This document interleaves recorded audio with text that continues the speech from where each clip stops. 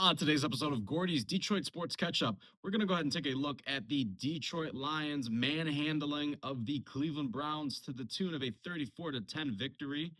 And I also want to take a quick segment to examine the Detroit Red Wings preseason and just give a couple of profiles on some young core pieces that I like and my expectations of the season. Also, going to go through the lines and what I think some of the deep pairings are going to be. And your Detroit Tigers finally make the postseason. I know it took a little while for them to clinch, a lot longer than we thought. Even with the 1-2 series loss in Boston, the boys clinched the postseason in Beantown. All that and more next on Gordie's Detroit Sports Catch.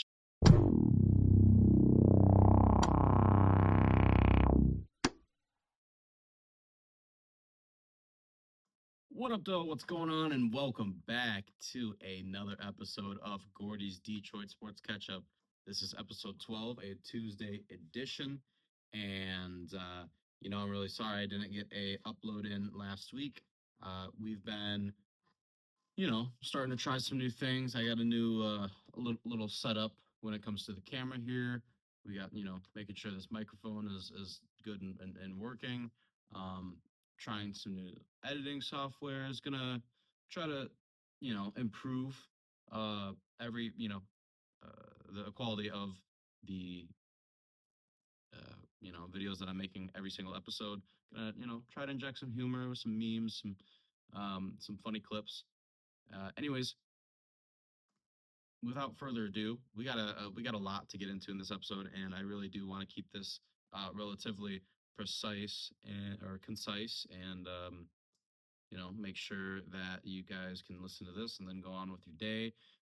Especially because we've got a pretty big day tomorrow for Detroit sports fans, especially if you're a baseball, Tigers fan, which, the Tigers are heading into their first game of the 2025 postseason against their arch nemesis, Cleveland Guardians, who, just stole the division from you. Um, there should be no lack of motivation to get it done against these guys. It's just a matter of if they actually can beat the Guardians in a important spot, which I don't really know if they can do it or not. We'll see. We'll get into that probably gonna save that for the third segment because I know you guys there's a lot more of an audience for the Lions and for football comparatively.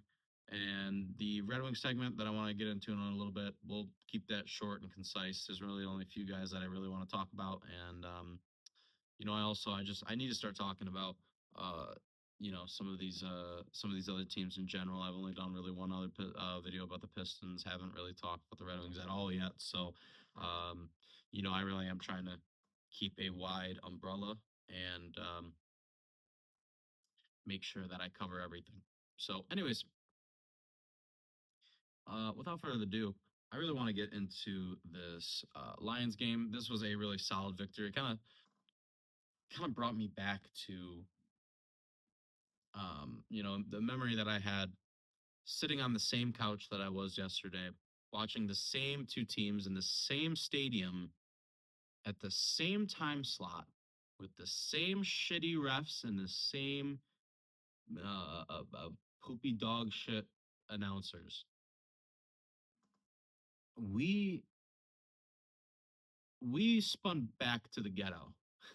We spun back to the old, 1 2 bedroom, 1 bathroom house that 5 kids were raised in. This was your dad showing the kids where we used to grow up. This was a vintage Lions game, and I don't mean that in a good way. At least, obviously, the performance on field was completely different, but the setting and you know the time, the matchup, everything about it just kind of screamed a classic, the dumpster slot for two dumpster teams. But one of these teams has finally shaken off decades of being in the dumps, and that luckily, is our Detroit Lions. They start the year off 3-1 and have scored 124 points in their last 4 games. So really impressive stuff from the Detroit Lions. St. Brown and Goff looked excellent behind this stout offensive line. I, did a little bit of digging into the All 22, and there's a few things that you know, major themes that I took away from the film, even though at the end of the day, it's not too much new stuff, um, but a lot of prior ideas and thoughts about this team that were kind of all but confirmed with uh, even this good of a performance against a very very stout defense, one of the better defenses in all of the NFL in the Cleveland Browns. And it got ugly at times, especially in the first half. Detroit had multiple drives that just stalled out with 3 and outs, or only got like a one first down, and just couldn't really go anywhere from there. So Cleveland did an all right job in the first half of containing the Detroit Lions offense.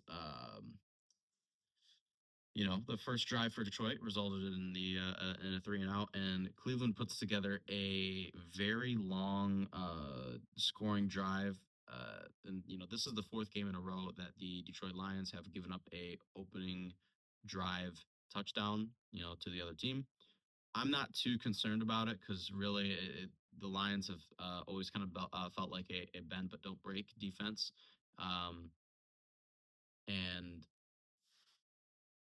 on this drive, they did eventually break, right. You had two quarterback sneaks in a row that were pretty questionable, and forced the Browns to go for the touchdown on fourth down, which they did. They got Quinshon Junkins off the edge.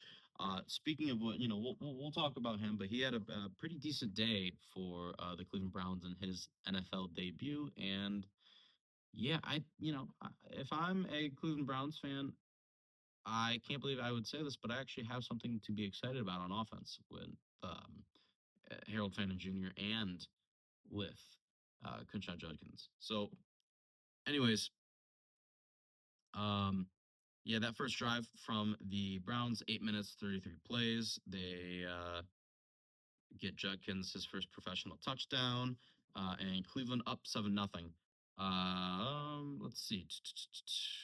Right after that, we got a pretty amazing play from Jared Goff, where he's got pressure coming in from Taylor Decker's side.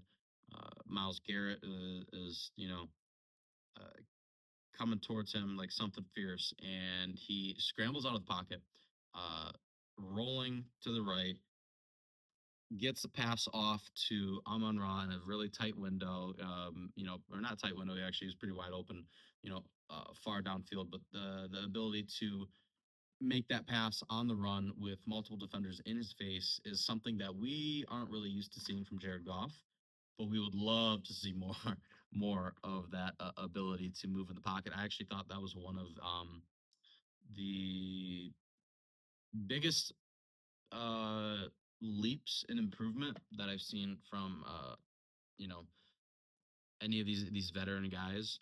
I think if we want to talk about some of the other veteran guys, Derek Barnes was one of those veteran guys that had an amazing day today. Um, and it doesn't really necessarily show up on the stat sheet. I will say that, but um, yeah, two solo tackles for assists. But this guy was all over the place, and whether it was rushing the passer, whether it was um, you know, covering up into the flat or into the hook curl, or um, even dropping back into coverage, doing whatever that he had to do. Um, was one of the first guys to get his hat on the ball carrier, and yeah, we saw him, you know, uh, getting a pass rush in from the opposite side of Hutch and kind of opening things up for him. Which, by the way, Hutchinson had a monster day today. Best game that he's had so far this season with 2 sacks. I think he had three pressures and yeah, uh, really just a fantastic day from Hutch. Glad to see it, even though hey, he got pretty banged up, and I think we all kind of had a PTSD. Oh my God, is it all over again? SOL moment when Hutch was down on the field. It looked like he was grabbing his leg too, so that made it all the more concerning. But it was, I think it was a chip block from Isaiah Bond or Fannin, and just kind of fucking cracked him right in the ribs and knocked the wind out of him. He said later on in a press conference that that's what happened. He just got the wind knocked out of him. Couldn't breathe for a second, so it kind of looked bad. And he's laying on the ground. But yeah, he's fine. And on pace to finish top five in sacks the you know for the NFL for defensive players. And while I think at this rate the defensive player of the year talks might not be as realistic, it is only week 4, and he could have a couple of monster games that could put him in spotlight, especially if he has a couple of sacks against a Kansas City or against a Philadelphia. I think that would be definitely enough to propel him forward into those talks. So really, it's just a matter of time before we start hearing later on in the season, talks about the awards, which obviously is not the most important thing ever, but I do think it's important for these guys to get a little bit of recognition for everything that they're doing. And I think it's important, obviously, when it comes to your bid for like a Hall of Fame. Those personal achievements, they matter. Um, anyways, sorry about getting on a bit of a tangent there, but the cardiac kitties were in full effect this week. A lot of close calls, not just with Hutch getting pummeled. Uh, Kirby Joseph went down on his knee awkwardly while blocking on that DJ Reed almost pick six on that interception. And early on in the game, Amon Ra looks like he gets a little banged up. Looks like he was like kind of grabbing his hand, but he goes on to catch another touchdown or two. So you know, done or yeah, just one touchdown, but yeah, it didn't matter anyway. Let's see here. What else do I got here? Alex Anzalone was pretty badass. He had 4 solo tackles, 2 assisted, 1 sack, and 1 pass deflection. Shout out to him. Um,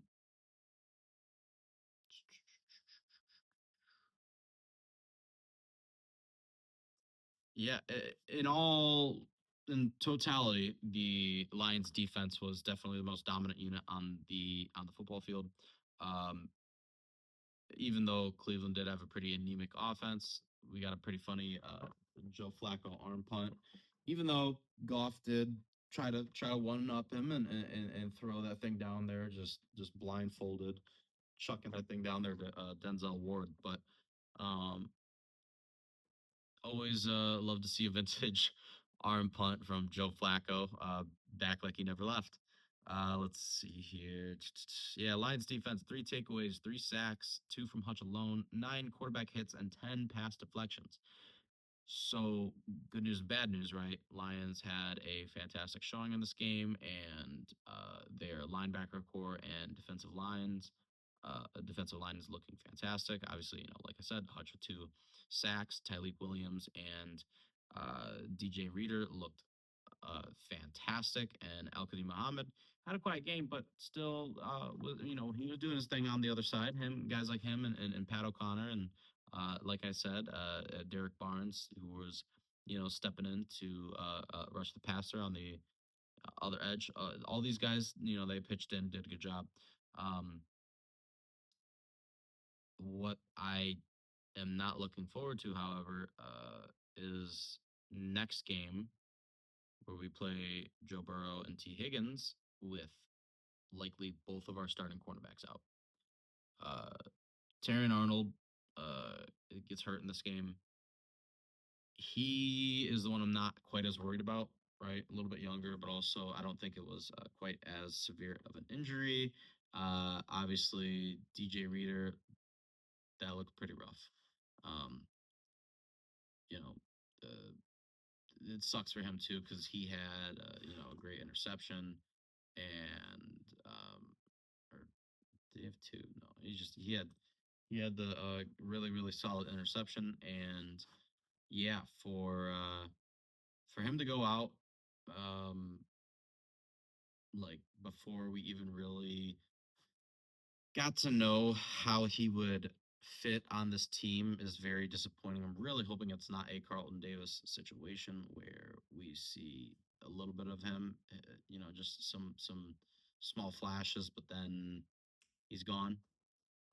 Yeah, that would be really disappointing. Um, yeah. Uh, Moving on to, I just want to talk about special teams for a second because they had a fantastic day. And I know I said the defense was the best unit on the field, but the special teams and special teams coach Dave Phipp is definitely giving Shep a run for his money because you had fantastic work on really all three levels of these special teams. We had obviously the big punt return. What was it 65-yard punt return from uh, our guy Khalif Raymond, Big Leaf, and also a uh, pretty badass punt from Fox in the second half or in the second quarter that pinned Cleveland back to their 8 yard line, and they weren't able to do anything with that drive. Um, that was beautiful. Shout out to Jack Fox, and obviously the brake salesman Jake Bates gets things done with his leg, and I think that was the second longest field goal by a Lion ever in Ford Field, right below Matt Prater's 59-yard field goal. And this one's got to be more impressive. For anybody watching, you know what I'm talking about. But at first, I did not think that thing was going in. It fishtailed off to the right and then came right back in. It looked like uh, it looked like a solid, tee shot where, you get a little bit of curve with that wind, but, ultimately if you got your club head facing the right way, it's gonna stay true. Um, so, shout out to Master Bates making it look easy out there. And yeah, Detroit Lions get the win 34-10. Fantastic stuff. Um, a couple of bad things other than obviously the DJ Reed and Terrion Arnold injuries. Uh, we had our third penalty negated, or yeah, third penalty negated turnover.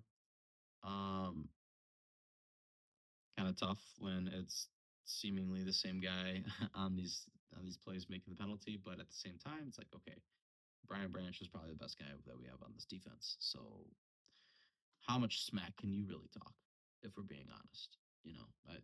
I don't think you could say a whole lot because he's that good. But if I'm Hutch, like, hey man, stop fucking around. um, Jameson Williams, you gotta haul those in, right?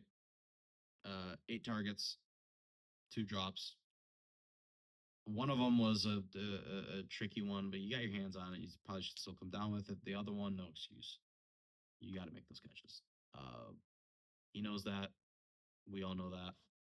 I don't expect this to be a you know reoccurring issue for Jameson Williams. It hasn't been in his career. so far, and I don't expect it to be you know, a trend.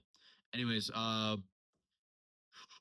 turning point of the game, I would say would be Khalif Raymond's big punt return touchdown. It was right after the DJ Reed injury, right after he got carted off as well. So I thought it was really important when it comes to the momentum of the game that he, kind of turned things around and breathed new life into the stadium and into the momentum of the team. I thought that was really really important, and yeah, really really like what I saw out of Khalif Raymond, and what a way to um, kind of flip things on its head and keep your foot on the neck of Cleveland. Um, yeah.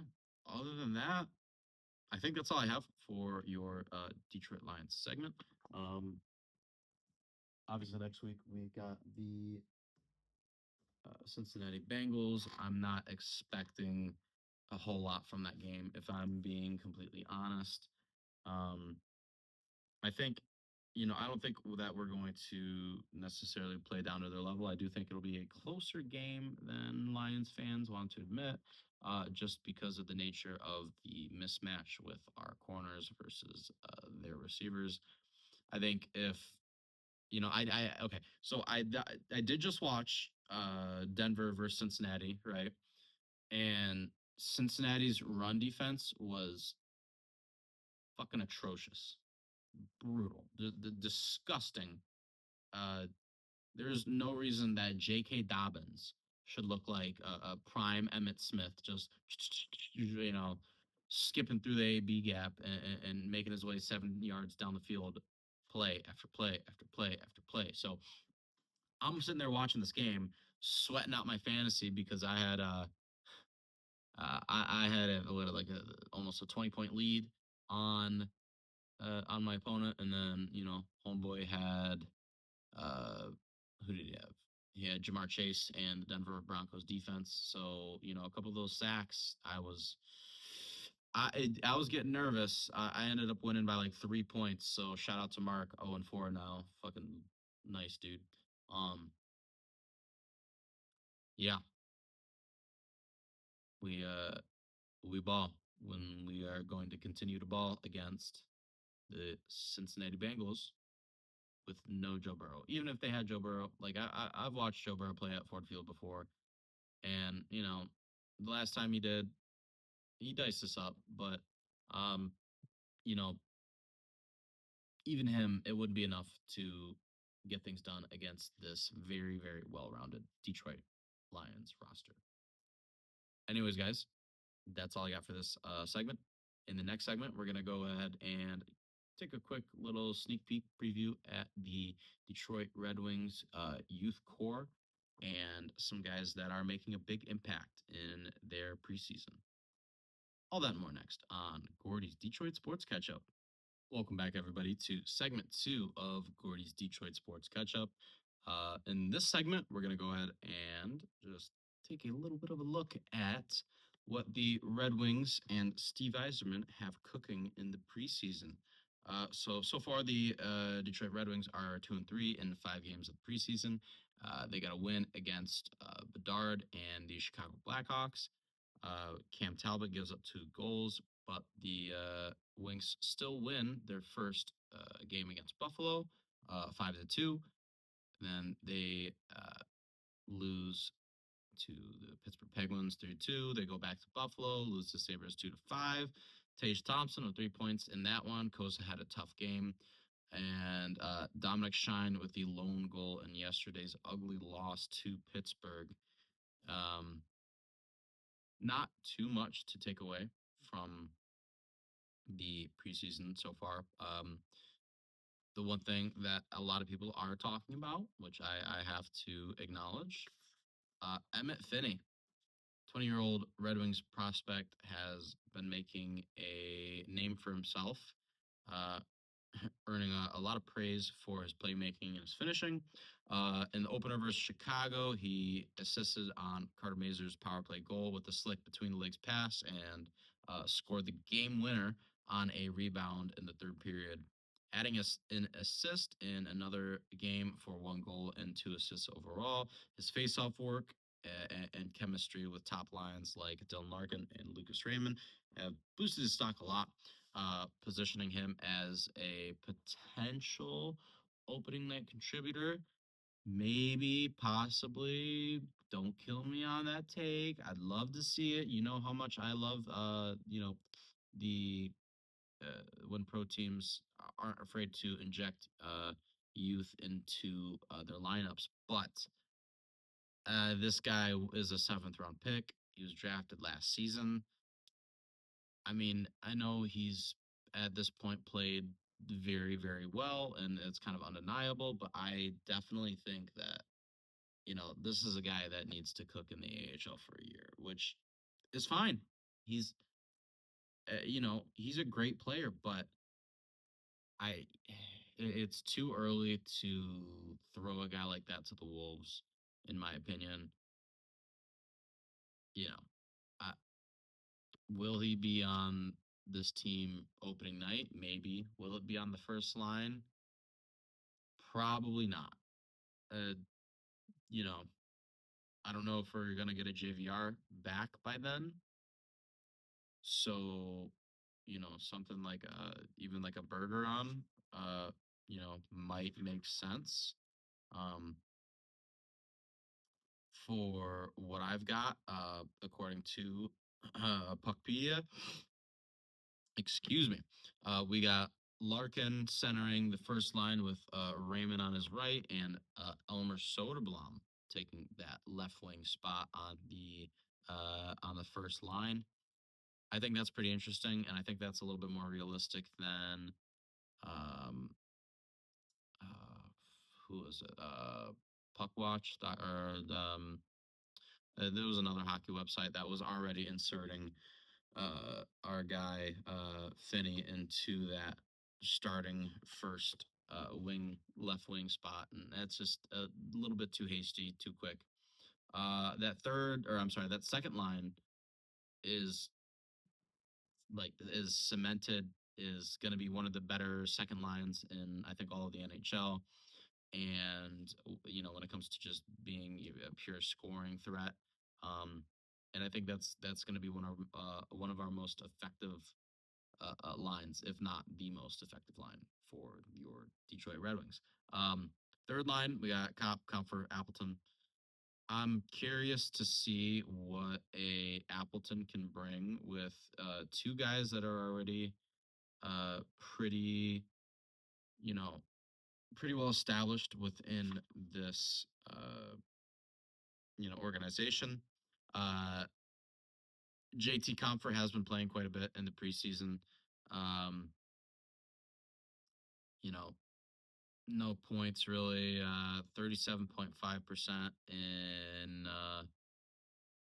his in the face-off circle and his outing against Chicago. And I don't have the stats for his other ones, but in the highlights and in the footage that I've seen, I'm not impressed. So JT Comfort at the third line is kind of begging for somebody to come take his spot. I don't think that's going to be Rasmussen. And, uh, you know, I don't really think you're going to even get close to a Brantig Nygaard. Yeah, maybe we get a Carter Mazer and uh, maybe a Dominic Shine or a Danielson, Nate Danielson, moved up. That's what I would actually really like to see. Specifically, the Nate Danielson. Um, Carter Bear still got a long ways to go. What's his name? Austin Watson still, doesn't have a well-rounded enough game to really contribute to an NHL lineup night in, night out. Kind of just one of those guys you call up when you need some bodies, some physical presence. Um, So yeah, anyways, let me get into, let's see here. Who do we want to talk about? Let's talk about Nate Danielson. So it's actually it was reported recently that Nate Danielson was hurt. I think a unspecified upper body injury. 19-year-old Red Wings center prospect, who's a 2023 first round pick, has looked pretty NHL ready as a two-way middle six player. He scored a key tipping goal from William Molinder to retake a 2-1 lead for Chicago, and added an assist on Branson Nygaard's tally versus Buffalo. His puck transport, defensive awareness, and ice vision shine. Though he's got to clean up the turnovers. He's probably expected to push for some regular season minutes. So, like I was saying, if he really wants it, um, you know, he can take a spot from a. I mean, I don't know about him playing at the center, but he could take a spot from a Bergeron if he doesn't really get his stuff together. He could take a spot from an aging Appleton, or like I said, a Comfer, a JT Comfer that you know might be shaky at best. Um, Michael Branson Nygaard is another guy that I want to really talk about because I think he is poised to have a pretty big role in this Red Wings organization. Just not until later on this year. 19-year-old Red Wings forward prospect has been like very physical and productive using his shot effectively. He recorded 2 assists in the Chicago win, including on Danielson's tip-in, and scored a power play wrister versus Colorado to give Detroit the 2-1 lead. Was it Colorado? I don't think that was Colorado. I think that was. Um, I think it was Pittsburgh. I think I got a little error on my notes here. Um, So yeah, shout out to Michael Branson Nygaard. I expect him to be, in the AHL for most of the year. So, maybe we'll see him get called up later on, but not holding my breath. Axel Sandin Pellikka, 20-year-old Red Wings defenseman prospect, fresh from SHL success, has impressed in his North American adjustment during the preseason. He's shown strong puck handling, competing hard defensively, and contributing offensively with an assist on MBN's goal in the game versus Buffalo on the 27th. Analysts note his confidence and transition to the smaller ice. Um, Making him a top bet for an NHL debut soon. But like I said, the team's probably not going to rush him. Jonathan Berggren um, has kind of had a quiet start and still kind of is in that awkward spot with this roster of, is he going to get traded? Is he going to stick around? Is he going to improve? We don't really know. He's kind of been the same way for the last couple of years. Not somebody that I'm super excited for, but it's not somebody that I'm like, oh, this guy sucks. Like, why don't we just, waive him, get him out of here? I'm not that out on him. I think that's everybody that I wanted to talk about. Um, I I really do want to get um Larkin and Raymond off of the power play one unit. And I know maybe that sounds crazy, but I think they can do it if they, like I said, if they want to utilize a, what would it be, Rasmussen, maybe not, but a Carter Mazer or a Nate Danielson, or eventually a Branson Nygaard, um, even like a Carter Bear. These are guys that I would far, prefer to see on the power play than Larkin and Raymond. I think Larkin and Raymond, you don't. It's not. You don't need to shelter their minutes, but you definitely need to reduce them a little bit because the injuries are such a concern for these two guys, and uh, they're your highest scoring players. So you naturally do kind of have to ride them till the wheels fall off. Pause. But you know, you can do both. You can protect them and play them a lot, but I think we just need to do a little bit of a better job protecting these guys. Um, let's see here. Sebastian Cosa looking a little shaky. So, we're hoping that he can just, figure things out and slow down. Um, yeah. Let me see something here. Where are we at? Where are we at? Where are we at?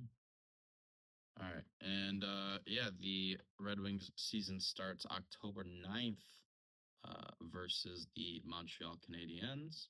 So yeah, it's gonna be a exciting year for the Red Wings, but I still don't know if they have what it takes to make make the playoffs, and definitely don't know if they have what it takes to win a playoff series. So I think it's gonna be another year where we're still hanging on in February, but um, March, who knows how March could go. As a Red Wings fan, March has been one of the most frustrating months. Uh, almost as frustrating as September for us Tigers fans. And yeah, we're gonna have to see how things go. But I'm really excited. I'm gonna be at LCA as much as I possibly can this upcoming year. So yeah. Anyways, guys, that'll do it for segment two of the this Tuesday edition of Gordie's Detroit Sports Catch Up. In the next segment, we are finally going to get to the Detroit Tigers. I'm gonna try to keep it brief because normally I like to do my full series review, but you guys don't really care about this last series. We just want to, know what's going on with Cleveland and how are our guys going into this playoff matchup. Anyways, guys, uh, make sure that you stay tuned for segment three. And if you haven't already, make sure you hit that like button. If you really like this content and you don't want to miss out, subscribe and hit the little bell icon so you get notified for all of my uploads, and you can stay up to date on all of the Detroit sports teams that you love. Anyways, guys, stick around right after this. All right, guys, we're approaching the home stretch. This is segment three, the final segment of this Tuesday edition of Gordie's Detroit Sports Catch Up. This is episode 12 of the podcast, and this is our final episode when reviewing regular season Tigers baseball for the year of 2025. Anyways, yeah, our Tigers go 1-2 in this pretty disappointing series in Fenway. Um, I knew I was I had to temper my expectations because we were probably gonna have a couple of hangover games because Boston they clinch on Friday, and then they play pretty shitty on Saturday. They don't have Bregman. And we are able to get barely squeak by, get that victory on Saturday, and then the boys are hungover on Saturday, so they can't get it done on Sunday morning, Sunday afternoon. So yeah, I mean, I understand punting on the game away basically on Sunday. Nobody really wants to be there, so yeah, fuck it. Why not have Chris Paddock be your starting pitcher? Why not? I mean, okay, so at that point, there was, I guess, the a possibility in your head that if Cleveland uh, were to lose, then you could either go to uh, New York, or what was the other option? Seattle. I think were the two options. Or no. Seattle clinched their division. They got the bye. So yeah, I think it was there was a chance that we could have gone and played the Yankees for a three wild card series, but uh, Manfred and the MLB get what they really want, and they get two big rivalries in week uh, week one, or round one of the MLB playoffs. Obviously, we got us versus the Guardians on the one side of the wild card matchup, and then on the other side we got um, New York versus Boston. Yankees, Red Sox. So um, some pretty marquee matchups early on in the Major League Baseball postseason. Going to be a lot of exciting baseball. Definitely going to be quite a nail biter for me. At least I can't shake this feeling in my gut that not that we shouldn't be here, but that this team uh, isn't good enough to consistently win on this level yet. We don't have the pieces. We don't have the mindset, the talent. I would say we have the coaching. I don't know if we have the ownership. Um, and on a more individual level, we definitely don't have the hitting, and we definitely don't have the pitching to make it very far, make it to a World Series, at least in my opinion. But at the same time, it is October baseball, and you never know what could happen. So temper your expectations, but at the same time, it's like NFL football. It's any given Sunday. It's any given day in October. um, Not very good at making metaphors there, but it's all right. Yeah. Friday was particularly disappointing because you were up, you know, 3-1, 3-0 for a while there, and that kind of game is my worst nightmare when it comes to the playoffs, especially a game where your bullpen is stretched thin and you really don't have a closer.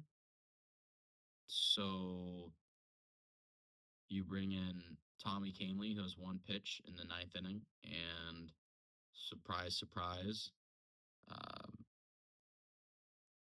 who was it, Rafaela, with the you know just nuke to Sedan Rafaela with the walk off game winning one run single. Try saying that 5 times fast. That was a mouthful. Pause. And really disappointing too because Casey Mize was actually like super on point. He had a great day today. Bats let him down big time. For me, he's definitely the player of the game. Um, Yeah, just really disappointing stuff from the bats with 10 left on base, and they went 3 for 13 with runners in scoring position. Casey Mize, starting pitcher, has 6.1 innings pitched, 2 earned runs, 0 walks, 0 home runs, 8 strikeouts.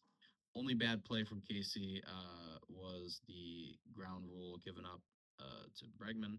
Very clean game. Displayed really good control of multiple swing and miss off speed pitches, like his slurve and spitter, and the four seamer was also wreaking havoc. So, I think he's still third in your playoff lineup. I'm wondering if we can look at that right now. Um, because I obviously, Tarek Skubal is uh starting game one, right? But do we have nope. So we know that for Cleveland, Tanner Beebe will be starting game two, righty, and Slade Cecchioni will be starting game three. Another right-handed guy. Um, yeah, we We will see. We will definitely see. But I think it's going to be. I think it's probably still going to be Jack Flaherty and then Casey Mize, and then yeah, hopefully, you know, I mean, the hope is that obviously you sweep them. You just win the first two, and then you get the day off, or you get a couple extra days off before you have to go into a where do we go into a Seattle or into a Toronto.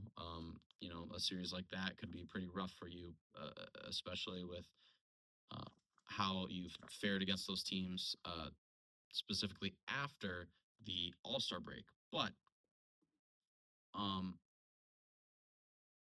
you know, I really do try not to be like extremely down on this team, even though given the last month that we've had, it'd be very easy to do so.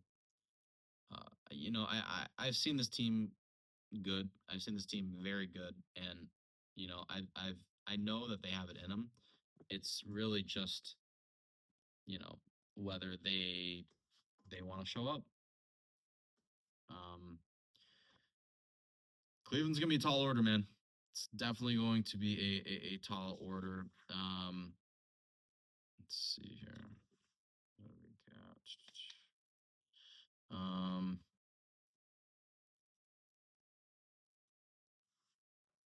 Yeah, let's just look at game two. Couple of notes here. Tigers win against a hungover Red Sox team and clinch playoffs with a 2-1 victory. Finally cementing their spot in the postseason. A couple of hits from Javi and Jones gets Detroit just enough to take down the Sox at Fenway. Good moment from Javi in the bottom of the second to put away with the side with the Superman um, uh, snag with the great catch. Uh, hell of a diving play, and we're going to need a lot of those from the guys in the outfield, infield, wherever the hell they're playing. If you're on defense, we need big plays. We need big plays. We need decisiveness with when we got base runners cycling, we got to make quick decisions at each fielder's choice decisions. Um, we we really got to turn on that ball and get the ball out quick. Um, Defensively, we need to be more aggressive. We need to play with not more enthusiasm, but take a little bit more pride in what they're doing. And yeah, no between the legs snaps for Tarek Skubal.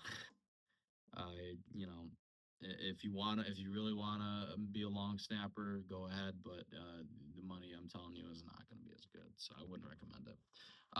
Pitching was fantastic today. A little bit of a pitching chaos game for the Tigers on Saturday, but it was definitely enough to get it done. Kyler Montero had a high quality start, and when his slider, sinker, his off speed stuff is working, and the fastball is serviceable, um, he can put away innings for you, and he can put away quite a few. We got, I think, five and a quarter, or five and a third out of Mr. Kiter Montero today, and yeah, tip of the cap to him. Great game. Tyler Holton ended with the win, struck out two solid righties in Hamilton and Abreu. Uh, the changeup and the sweepers looking pretty good for him. And I know I have criticized him a lot in the past, but if he can regain even a third of the magic that he had against lefties in the postseason, or in later on in the year, like he did last year, I think we're gonna be all right. I definitely think we're gonna be all right. Let's see here. Will Vest comes in at the end and cleans things up with two grounders and a strikeout. You know, change up low. Need Will Vest to be good. He's truly one of our most crucial players on this team, especially in the bullpen. And if we don't get a good Will Vest, that will jeopardize any game that we want to win. Because who do you think is coming out of the bullpen after Tarek Skubal walks into the dugout for the last time for the day? Depending on what inning, but if it's a seventh, eighth inning, you're probably. I mean, there's a good chance you get a Tommy Canley and then a Will Vest, or you get a Troy Melton then a Will Vest, or even a Kyle Finnegan and then a Will Vest. But he is Thanos. He is inevitable. Will Vest at the end of a game that you need to win. He's your guy, and yeah, hopefully it will remain that way.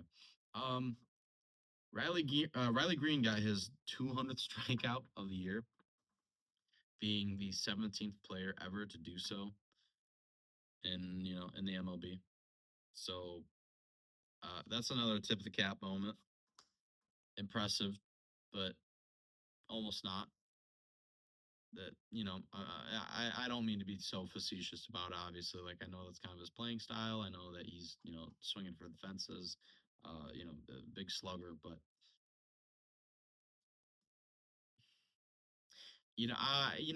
it's disappointing because he doesn't take a whole lot of walks. I think he's been getting better at it, but still is very low in the league comparatively for drawing walks. And yeah, just the amount of strikeouts um, lately have been unacceptable for him. And this month he's been very cold. Um, he's one of those guys that is going to have to pick things up if this team, uh, wants to put up any runs on the board and make a competitive effort to win a playoff game at all. Um, Sunday, I really don't have much. Tigers lose the hangover game 4-3. Kind of, like I said, kind of seems like they decided to punt the game. Green, Torkelson, and Dingler all were not in the lineup, and you started Chris Paddock. As soon as I saw the lineup card and then their starting pitcher, I decided I am gonna go do something else with my day and have fun and not watch this waste of space team. Um, at least that is on Sunday. Obviously, I'll be watching later today, but yeah, Sunday not very good for these guys. Let's see here. So in general, right?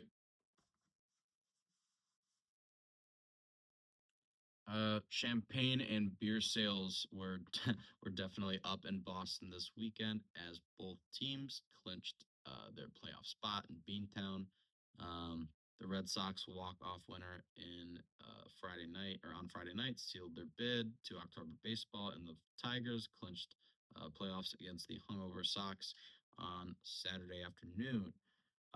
Tigers offense has been struggling as of late. They've played 20 games with a in the last 20 uh, they've got a 5-15 record.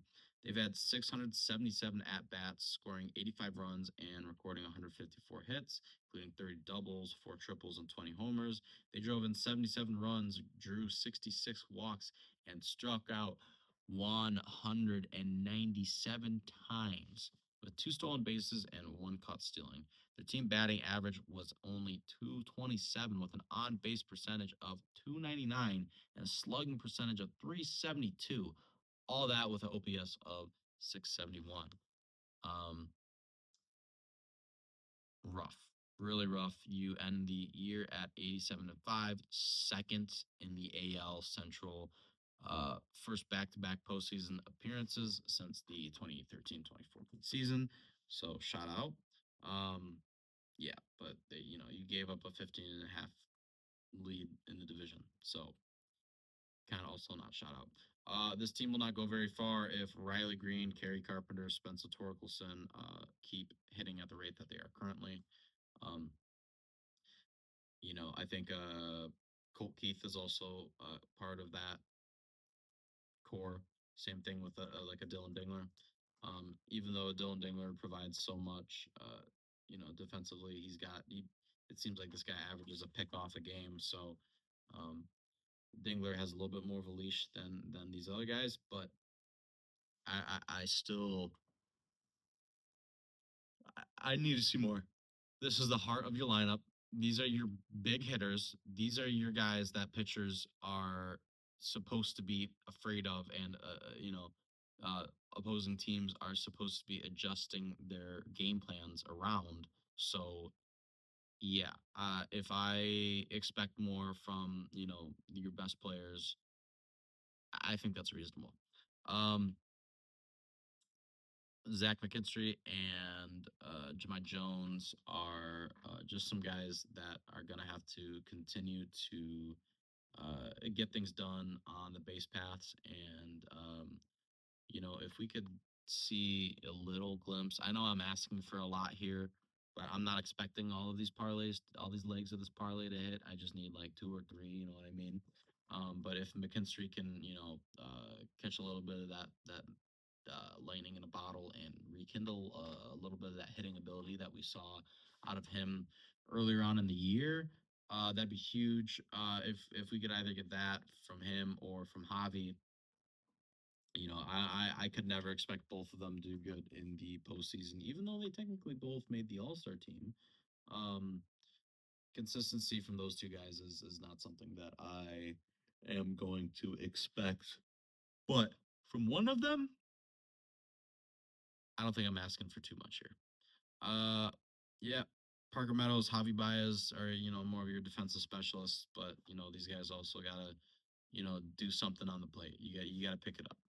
Um, yeah, Ibanez and Jones against lefties will continue to have really important at bats and have a very clearly defined role in you know in this next series, especially with how many times we're having to switch guys out and kind of play chess with manager Stephen Vogt. Um, yeah, these guys are going to be hugely important.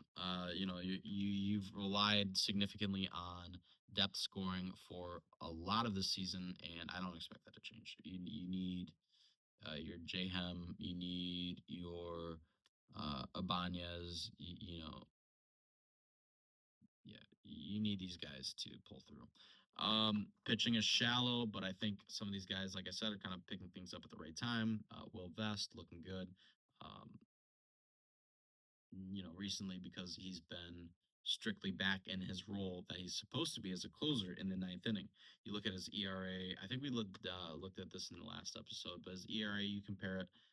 Uh, it's a huge difference when compared outside of the ninth inning to his ERA in the ninth inning. Huge, huge difference. Um,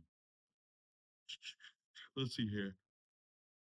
Kyle Finnegan is somebody who I hope can kind of turn it around and hopefully we don't see too much more regression from him. I think he's been getting touched pause a little bit lately, so hoping that you know he can get back to his high velo ways and throw heat for us in the moments, in the high leverage moments when we need it most. Let's see. Holton, Kyler Montero, Troy Melton are all guys that I think have been improving as of late and are definitely going to contribute in a big way. Um, yeah, Tarek School starting tomorrow for the Tigers. Uh, Game start at 1:08 Eastern. Uh, Not much else I got to say other than go out there and prove everybody wrong, man. All I'm hearing from so many Tigers fans is that this team just can't get it done against Cleveland. Jose Ramirez and Stephen Kwan are the boogeymen, and you can't do anything to stop them. Screw that. Let's go shock the world. Anyways, that's all I have for this episode of Gordie's Detroit Sports Catch Up. If you guys enjoyed this episode, like I said, please make sure to like, comment, subscribe. Anything helps, especially some comments. I love interacting with you guys and hearing what you have to say. And reaction, or if there's some points that you think maybe I missed and that you'd like to still get my take on, don't feel afraid to leave a comment, or find me on Instagram at Gordon J Jones II. um and yeah, you can reach out to me on there. I try to promote the show on there a little bit. And yeah, anyways, guys, thank you so much for watching, and I will see you guys later.